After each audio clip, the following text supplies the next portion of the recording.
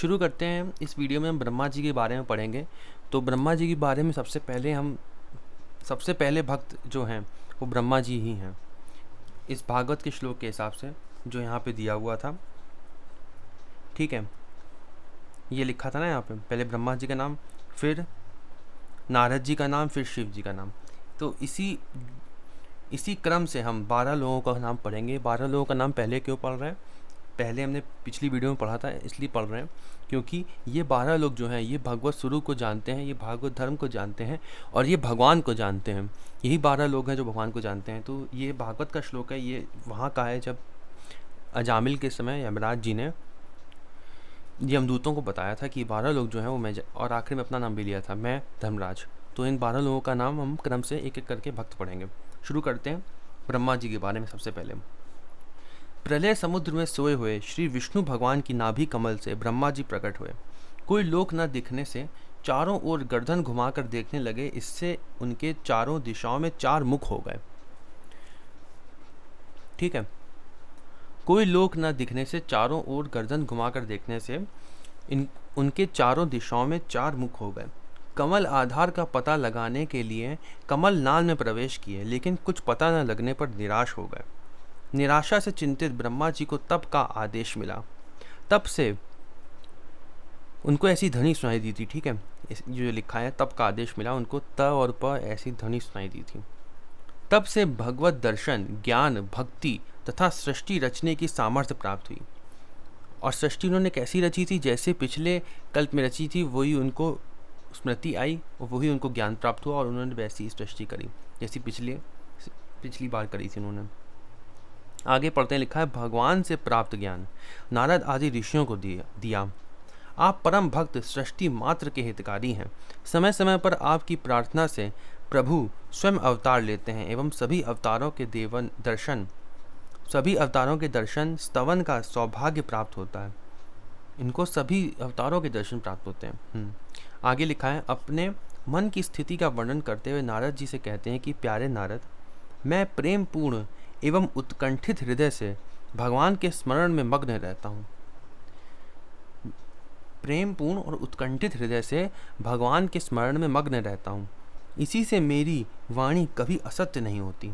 ब्रह्मा जी वरदान देते हैं ना, वो सत्य होता है। वो कैसे होता है? क्योंकि वो हमेशा भगवान के ध्यान में मग्न रहते हैं, इसलिए वो कह रहे हैं कि मेरी वाणी कभी असत्य नहीं होती, मेरा मन कभी असत्य संकल्प नहीं करता और मेरी इंद्रियां भी मर्यादा का उल्लंघन करके कुमार्ग में नहीं जाती। क्यों नहीं जाती? क्योंकि वो हमेशा, लिखा है, हमेशा सदा भगवान के स्मरण में मग्न रहते हैं।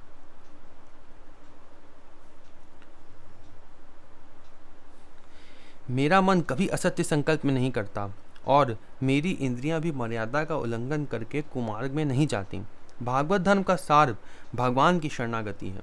जब तक पुरुष भगवान के अभयप्रद चरणार विंदों का आश्रय नहीं लेता, तभी तक उसे धन, घर और बंधुओं के कारण प्राप्त होने वाले भय, शोक, लालसा, दीनता और अत्यंत लोभ आदि सताते हैं।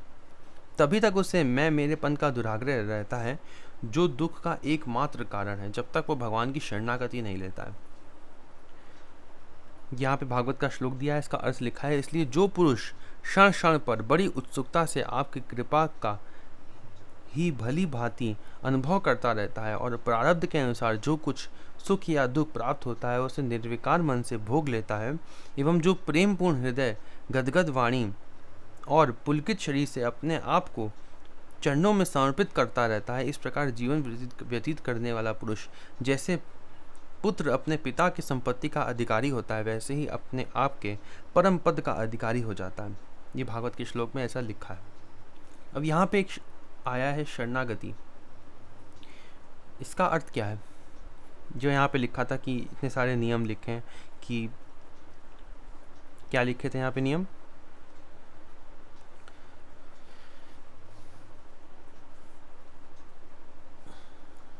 यहाँ पे लिखे थे कि क्षण क्षण पर बड़ी उत्सुकता से आपकी कृपा का ही भली भांति अनुभव करता है। कृपा का अनुभव करता है, पहला लिखा। प्रारब्ध के अनुसार जो कुछ मिल जाए उसी में संतुष्ट रहता है, मन से भोग लेता है जो मिलता है उसी को। मैं इसलिए इसको पढ़ रहा हूँ कि मैं अर्थ समझना चाहता हूँ शरणागति का, और जो यहाँ लिखा है उसके बाद मैं वो शरणागति का अर्थ दिखाऊंगा जो मैंने एक किताब में पढ़ा है, उससे कंपेयर करेंगे और समझेंगे इस शरणागति का अर्थ क्या है, क्योंकि ब्रह्मा जी ने यही बताया कि भगवान की शरण में होना बहुत ही आवश्यक है। ये लिखा है ना, भागवत धर्म का सार क्या है, भगवान की शरणागति। और भगवान की शरणागति क्या है, इसे हम अच्छे से समझेंगे। प्रेमपूर्ण हृदय गदगद वाणी और पुलकित शरीर से, प्रेमपूर्ण हृदय से चरणों में समर्पित करता रहता है, अपने आप को चरणों में समर्पित, मतलब हम इसको समझ सकते हैं आत्मसमर्पण। आत्मसमर्पण होना जरूरी है शरणागति में। इस प्रकार जीवन व्यतीत करने वाला पुरुष, जैसे पुरुष अपने पिता की संपत्ति का अधिकारी होता है, वैसे ही आपके परम पद का अधिकारी हो जाता है। ऐसा कुछ हमने उपनिषद में भी पढ़ा है कि हम जो हैं वो भगवान की पराशक्ति के अधिकारी होते हैं। जैसे पुत्र अपने पिता की शक्ति का अधिकारी, अपने धन का अधिकारी होता है, वैसे ही हम पराशक्ति के अधिकारी होते हैं। ऐसा कुछ हमने उपनिषद में भी, ऐसा कुछ उसमें भी है। तो इसको समझते हैं शरणागति को। इसके शरणागति कब होती है, इसके 6 नियम होते हैं। ठीक है, 6 बातें अगर पूरी होती हैं तो शरणागति होती है। ऐसा होता है। अब एक एक करके हम उसको पढ़ेंगे। अब पढ़ते हैं हम शरणागति का अर्थ। तो ये कहाँ पे दिया हुआ है, ये दिया हुआ है वायु पुराण में। शरणागति 6 प्रकार की है, वायु पुराण में कहा है। इसको हम अच्छे से इसमें पढ़ेंगे। वैसे यहाँ पे मुझे तो ये हम भक्तमाल पढ़ रहे थे, बीच में इतना सारा शरणागति का अर्थ आ गया, लेकिन ये बहुत आवश्यक है क्योंकि यहाँ पे लिखा है कि भागवत धर्म का सार शरणागति में है, तो इसलिए हम शरणागति को पढ़ेंगे, चाहे वीडियो फिर जितनी लंबी हो जाए। शरणागति 6 प्रकार की है, वायु पुराण में कहा है। ये किताब जो है इसको भी हम बाद में किसी न किसी समय कवर करेंगे। पहला अर्थ है शरणागति का अनुकूलता का संकल्प। क्या है इसका अर्थ? छोटे शब्दों में बताएं तो उनके सुख प्रसन्नता के लिए सद्गुण सधर्म पूर्वक सद्व्यवहार करना शरणागति का पहला अंग है। शरणागति का पहला अंग क्या है? सुख प्रसन्नता के लिए सद्गुण सधर्म पूर्वक सद्व्यवहार करना, अच्छा व्यवहार करना भगवान की प्रसन्नता के लिए। यह है पहला अनुकूलता का संकल्प, पहला नियम है शरणागति का। ठीक है, और इसके बारे में अगर समझाना चाहूँ तो उसको पढ़ लेता हूँ। ब्रह्मा से लेकर स्तंभ खंभ या जड़ पदार्थ अथवा चराचर प्राणी मात्र में श्री हरि व्याप्त हैं, सब में आत्मा रूप से निवास करते हैं। इसलिए प्राणी मात्र के अनुकूल उनके सुख प्रसन्नता के लिए सद्गुण सधर्म पूर्वक सद्व्यवहार करना शरणागति का पहला अंग है। भगवान हर जगह लिखा है, भगवान प्राणी मात्र में है लिखा है, तो इसलिए हमको सबसे अच्छा व्यवहार करना चाहिए। ये पहला नियम है शरणागति का। दूसरा नियम अभी पहला ही चल रहा है, और भी समझाया गया है और भी श्लोकों से, जैसे गीता का भी श्लोक अभी हम पढ़ेंगे।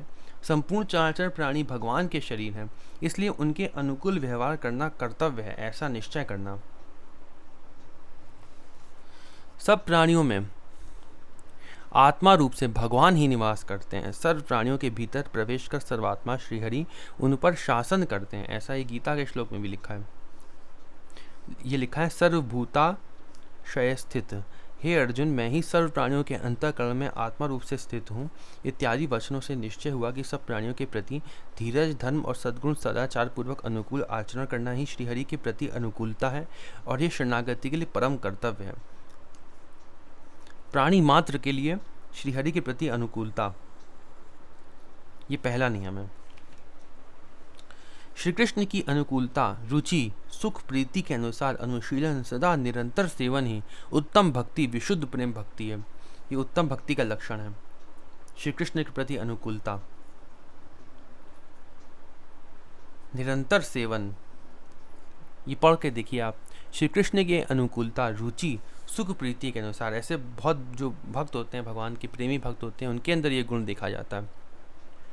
जैसे गोपियों में, और जैसे भगवान ने जाते समय कहा था कि मैं वापस आऊँगा, फिर गोपियों ने उनको रोका नहीं था। क्यों नहीं रोका था? इसीलिए नहीं रोका था क्योंकि वो भगवान के अनुकूल थी। आगे पढ़ते हैं, लिखा है प्रतिकूलता का त्याग, इसी का उल्टा लिखा है प्राणी मात्र के लिए हिंसा द्वेष ईर्ष्या विपरीत आचरणों का त्याग करना जिससे उन्हें दुख ना हो, इस भांति प्रतिकूलता का त्याग करना, ये शरणागति का दूसरा अंग है। ये हम इसका अगर उदाहरण देना चाहें तो कौन है? भरत जी हो सकते हैं इसके उदाहरण। जैसे भरत जी जो थे वो कोई भी ऐसा काम बिल्कुल नहीं करते थे जिससे राम जी को दुख हो किसी भी तरीके से, जिससे उन्हें दुख ना हो, ऐसा लिखा है ना। विपरीत आचरण ना करना, जैसे जब रामचरितमानस में हमने पढ़ा था, मैं दिखाता हूँ उसको, तो अभी तो मुझे वो मिल नहीं रहा है, लेकिन उसमें ऐसा लिखा हुआ था जिसमें भरत जी ने कहा था कि अगर मैं ऐसा करूं तो हो सकता है कि श्री राम जी मुझसे बात भी ना करें। तो उन्होंने ऐसा कुछ वचन कहे थे जिसमें ये दिख रहा था कि उन्होंने बिल्कुल भी प्रतिकूलता का त्याग किया। वैसे तो वो स्वयं भगवान है, लेकिन उन्होंने भक्त की तरह ऐसा आचरण किया हम लोग को समझाने के लिए।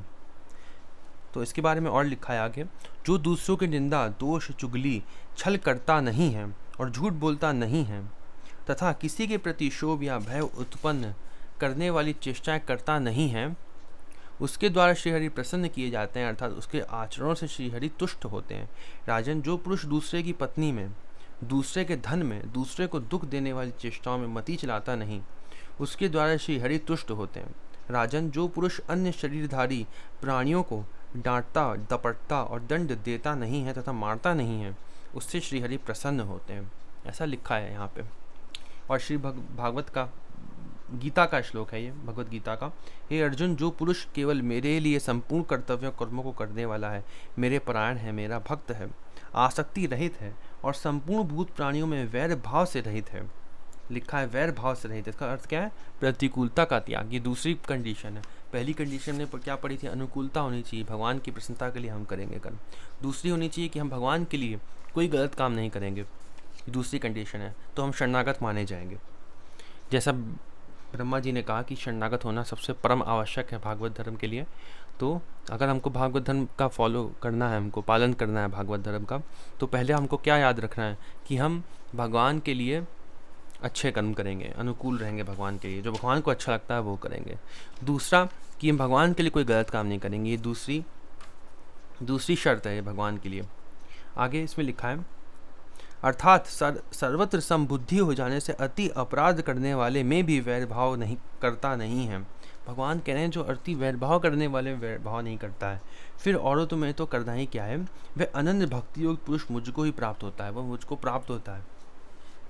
ऐसी भगवान ने शर्त रखी है कि जो अत्यंत वैरभाव करने वाले में वैरभाव नहीं करता है वो मुझको प्राप्त होता है। इत्यादि वचन अनुसार शरणागत को सब प्रकार से प्रतिकूलता का त्याग कर देना चाहिए। ये दूसरी है। तीसरी हम पढ़ेंगे जिसका लिखा है अवश्य रक्षा करेंगे, ऐसा दृढ़ निश्चय होना।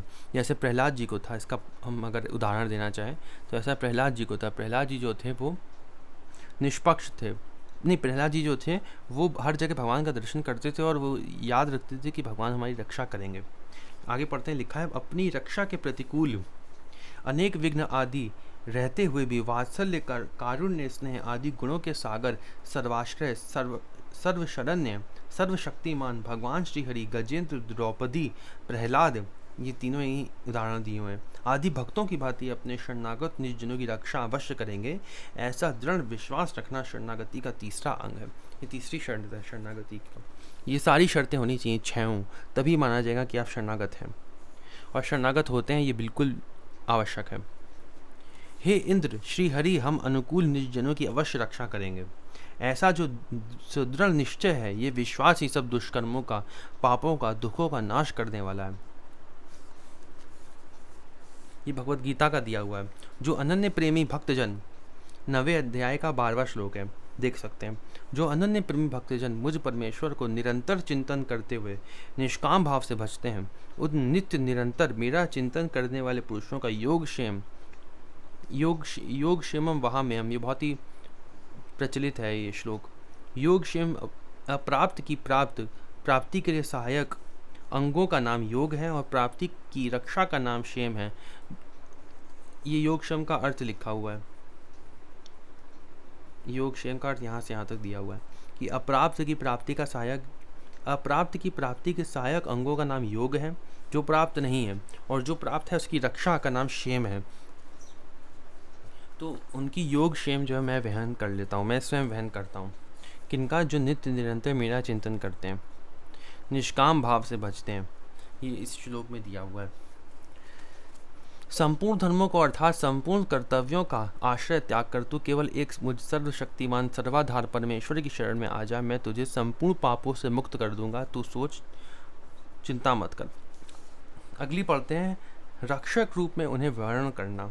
सर्वज्ञ, सर्व रक्षा समर्थ, कारुण्य, वात्सल्य, स्नेह आदि गुणों के समुद्र होने पर भी पुरुषोत्तम श्रीहरि प्रार्थना रहित आत्म विमुख जनों की रक्षा करते नहीं हैं, नहीं तो सर्व संसार का ही मोक्ष हो जाता और शास्त्र मर्यादा भंग होती। इसलिए सदा प्रार्थना में प्रवृत्त रहना ये शरणागति का चौथा अंग है। लिखा है, आत्म विमुख जनों की रक्षा नहीं करते हैं भगवान। जो भगवान जो है वो प्रार्थना करने पर ही रक्षा में प्रवृत्त होते हैं और प्रार्थना करने पर ही बचाते हैं। अगर प्रार्थना नहीं करेंगे तो नहीं बचाएंगे, ऐसे हैं वो, उनसे कहना पड़ता है। ऐसा ही है भगवान का स्वभाव। इसके कई उदाहरण भी हैं। सर्व संसार का ही मोक्ष होता अगर ऐसा नहीं होता तो। इसलिए सदा प्रार्थना में प्रवृत्त रहना, हमेशा उनसे कहना होता है। पर जैसे भगवान ने गोपी जो गीत था उसमें गोपियों ने कितनी बार कहा, कृपा करो कृपा करो कृपा करो, बहुत बार कहा था।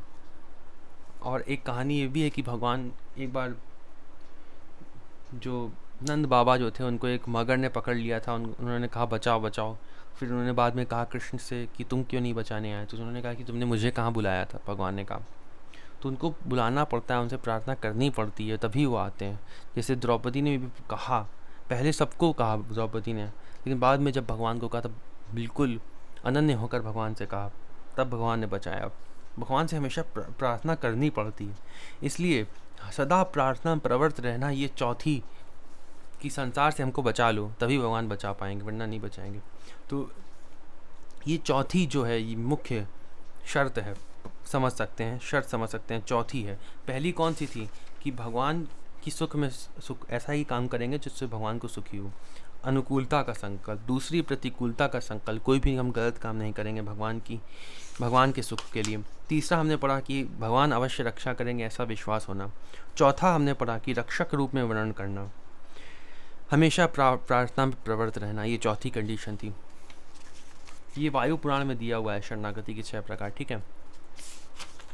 पांचवी सबसे कठिन जो है शर्त, वो क्या है, ये आखिरी का ये पढ़ लें, इसका दिया हुआ है कुछ रक्षा वाला।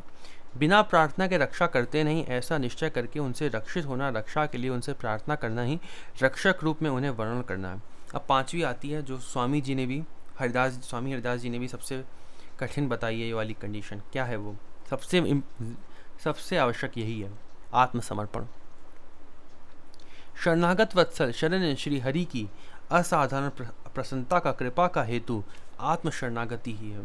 ऐसा निश्चय करके अपने रक्षित आत्म संबंधी जो कुछ भी हैं उन सबको भगवान के अर्पण कर देना। फिर से पढ़ता हूँ एक बार मैं इसको। शरणागत वत्सल शरण्य श्री हरि की असाधारण प्रसन्नता का, कृपा का हेतु आत्म शरणागति ही है। भगवान की कृपा किससे आती है? लिखा है, अगर सरल शब्दों में बताऊं, लिखा है भगवान की कृपा किससे आती है? आत्म शरणागति से ही आती है। यही सबसे आवश्यक जो है शर्त हो, यही है, आत्मसमर्पण। ऐसा हम यहाँ पे भी पढ़ रहे थे, कुछ लिखा है जो यहाँ पे हमने पढ़ रहे थे, अपने को आपके चरणों में समर्पित करता रहता है, इस प्रकार जीवन व्यतीत करने वाला पुरुष। तो यही सबसे प्रमुख थी। यहाँ लिखा था कृपा का भली भांति अनुभव करता है, प्रारब्ध के अनुसार जो कुछ मिलता है उसी में संतुष्ट रहता है और अपने को आपके चरणों में समर्पित करता रहता है। इसका अर्थ क्या है? यही तो है आत्मसमर्पण। यही वाली कंडीशन जो है, यही है वो आत्मसमर्पण, और यही सबसे आवश्यक बताई गई है कृपा के लिए। इसी से कृपा मिलती है, आत्मसमर्पण से।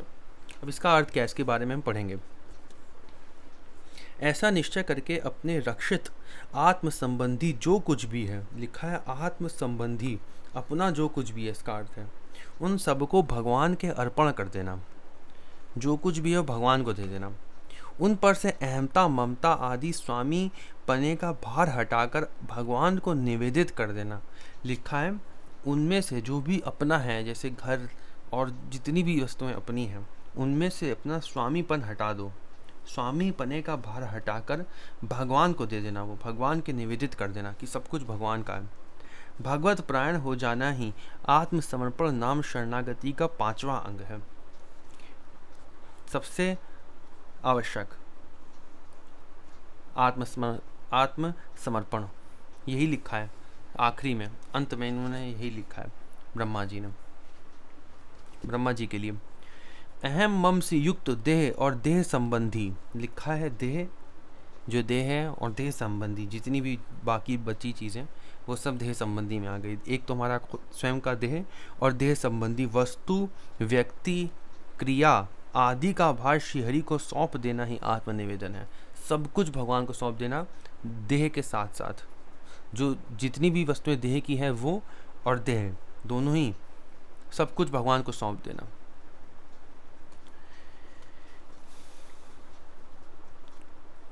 ये रामायण का दिया हुआ है। आत्मा, तन, मन, इंद्रिय आदि, राज्य, धन, मित्र, नारी, हाथी, घोड़े, रथ आदि सब कुछ सदा भगवान के ही हैं, उन्हीं को अर्पित है।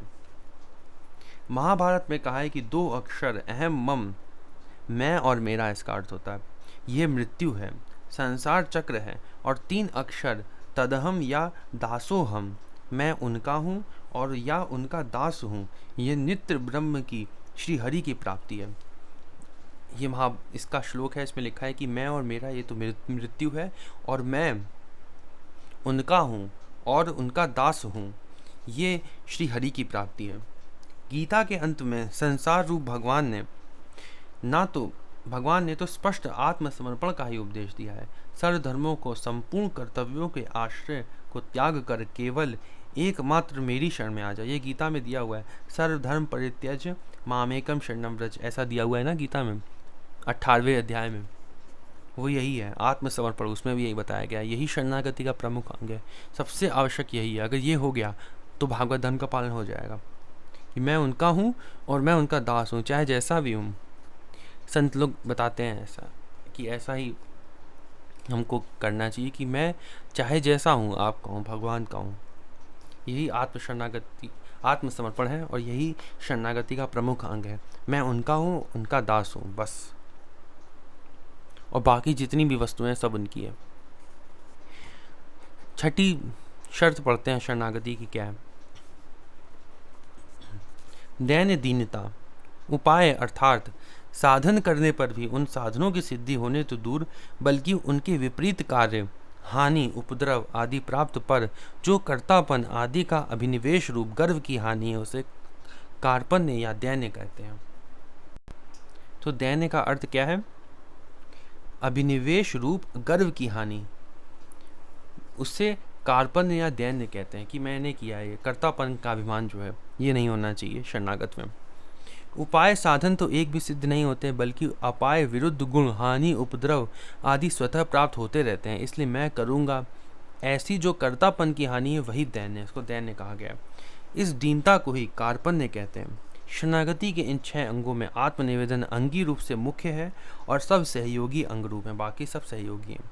तो ये हमने पढ़ा आत्म शरणागति का। एक में फिर से हम इसको रिवाइज कर लेते हैं कि जिससे हमको सदा याद रहे कि कई जगह शास्त्र में आता है और हर जगह आता रहता है कि शरणागत भगवान के चरणों में समर्पण, हम भगवान के शरणागत हैं। इसका अर्थ क्या होता है? इसका अर्थ होता है ये 6 बातों का पूरा होना। पहला था अनुकूलता, भगवान के सुख के लिए करेंगे। दूसरा हमने पढ़ा प्रतिकूलता का त्याग, कि जो भी भगवान को प्रसन्न नहीं है, जो जिससे भगवान नाराज हो सकते हैं, वो हम बिल्कुल नहीं करेंगे। तीसरा कि भगवान हमारी रक्षा अवश्य करेंगे।